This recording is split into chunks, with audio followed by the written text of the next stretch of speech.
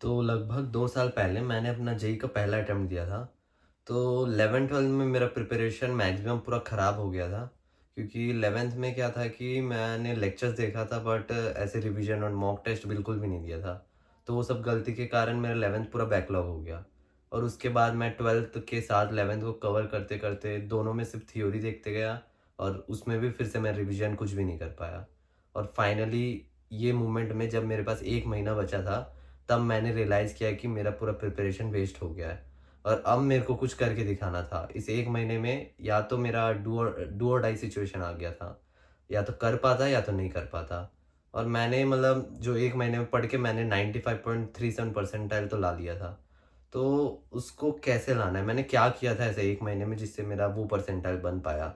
और आप लोग क्या कर सकते हो ताकि आप अप्रैल अटेम्प्ट में जनवरी अटेम्प्ट में थोड़ा अच्छा करके और अप्रैल अटेम्प्ट में और भी अच्छा कर सको? तो चलो बताता हूँ मैं। तो सबसे पहले क्या था कि मेरा जो मैथ्स था वो थोड़ा-सा स्ट्रॉन्ग था। बहुत लोगों का वही वीक रहता है, मैथ्स ही में प्रॉब्लम जाता है। तो उसको मैंने कैसे स्ट्रॉन्ग किया? मैथ्स को स्ट्रॉन्ग करने के लिए क्या है कि तुम्हें सबसे ज़्यादा मैनिपुलेशंस पे ध्यान देना होगा। क्या है कि मैथ्स में मतलब हर एक चैप्टर का अपना-अपना मैनिपुलेशन रहता है। क्वाड्रेटिक इक्वेशन में एक टाइप के मतलब 7-8 टाइप के ऐसे मैनिपुलेशन रहते हैं और मतलब 10-12 टाइप के ऐसे क्वेश्चन्स रहते हैं जो बार-बार रिपीट करते हैं। तो उसे तुम्हें फाइंड करना पड़ेगा। उसका सोर्स क्या होगा? वो पीवाईक्यूज़ ही होगा। तुम्हें पीवाईक्यूज़ को एनालाइज़ करना पड़ेगा। उसको छाँटना पड़ेगा कि ये वाले टाइप में कौन-सा क्वेश्चन आ रहा है, कैसे-कैसे टाइप के क्वेश्चन, एक सेट बनाना पड़ेगा हर एक टाइप का और उस एक टाइप को तुम्हें अच्छे से सीख लेना पड़ेगा और बाकी सबको छोड़ना होगा। ऐसे-ऐसे बहुत सारे टाइप्स को कवर करना पड़ेगा। अगर तुम अभी से हर एक पीवाईक्यू कवर करना शुरू करो तो तुम नहीं कर पाओगे, फिर मुश्किल है। ठीक है?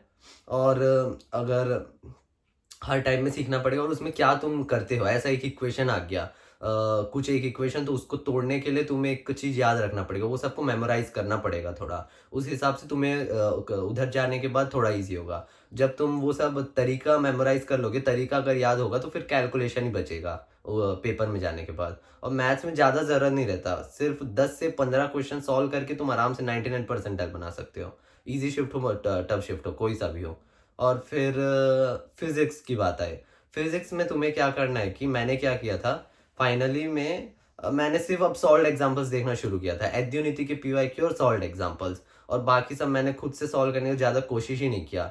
जितना भी एद्युनिटी के फ़ॉर्मूला था उनको देखा, उनको बहुत अच्छे से मेमोराइज़ किया और उसके बाद जितने भी सॉल्व्ड एग्ज़ाम्पल्स थे उसको देखना शुरू कर दिया मैं। बार-बार वो कहाँ पे यूज़ हो रहे थे उस चीज़ों को देखना शुरू किया। पीवाईक्यूज़ वो कैसे सॉल्व कर रहे थे वो सब चीज़ को थोड़ा याद करना कोशिश किया। मैंने क्या किया था कि सब चैप्टर्स मेरे कवर नहीं हो पाए। मैंने सिर्फ़ 11th के चैप्टर्स किया था। तब जाके भी मेरा 95% है और तुम अगर 11th-12th दोनों चैप्टर्स कवर करोगे तो बहुत ही अच्छा और आ जाएगा।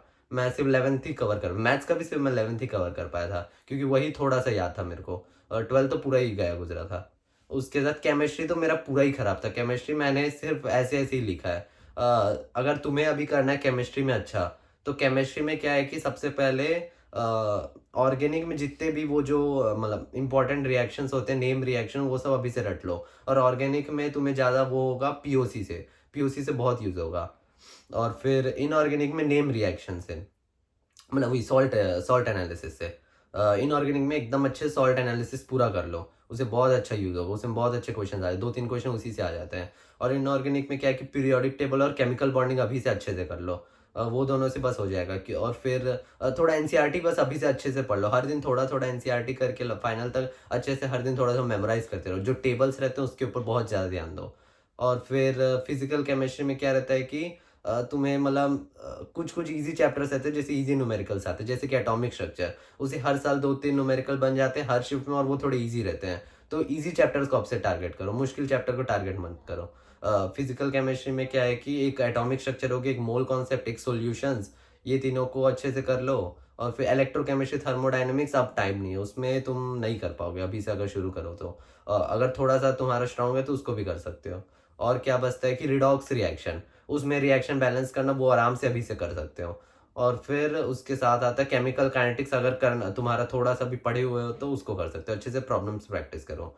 क्योंकि उसमें भी ज़्यादातर सॉल्व्ड एग्ज़ाम्पल्स ही देखो या तो जितने भी अगर यूट्यूब में जो पीवाईक्यूज़ डाले उस पीवाईक्यूज़ को बस देख लो। अभी फाइनल में तुम्हें सिंपल करना है, कोई बुक कुछ भी सॉल्व नहीं करना, सिर्फ़ पीवाईक्यूज़ के ऊपर ही ज़्यादा से ज़्यादा ध्यान देना है।